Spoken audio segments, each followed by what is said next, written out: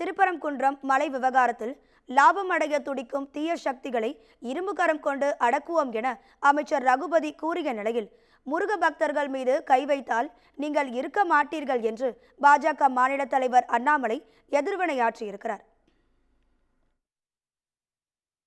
தமிழ்நாட்டிலே எப்போதுமே எல்லோருமே நண்பர்களாக, அண்ணன் தம்பிகளாக, சகோதரர்களாக பழகி வந்த இடத்திலே இன்றைக்கு சிலர் ஏதாவது இங்கே கலவரங்களை தூண்ட முடியுமா என்று பார்த்து கொண்டிருக்கிறார்கள்.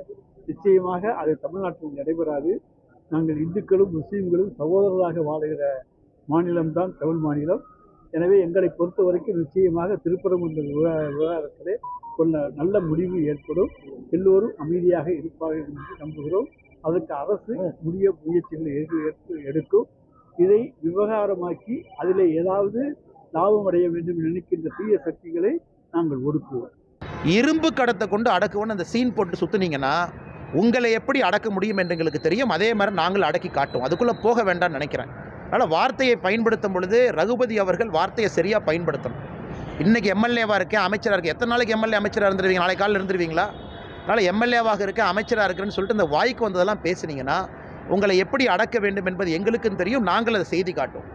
மக்கள் பிரதிநிதியாக இருக்கிறீங்கிற ஒரே காரணத்துக்காக மரியாதை கொடுக்குறோம். அந்த மரியாதையை தற்காத்து கொண்டு பேசுகின்ற வார்த்தைகள் சரியாக இருக்கணும்.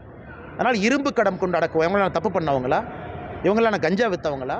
இவங்களாம் பெண்கள் மீது கை வச்சவங்களா? இவங்களாம் முருகப்பெருமானுக்காக பக்தர்களாக அங்கே திருப்பரங்குன்றத்தில் அந்த பகுதியில் கோர்ட் அனுமதி கொடுத்த பிறகு அங்கே சேர்றவங்க எப்படி இரும்பு கடத்தை கொண்டு அடக்குவீங்க? அவங்களாம் தப்பானவங்களா?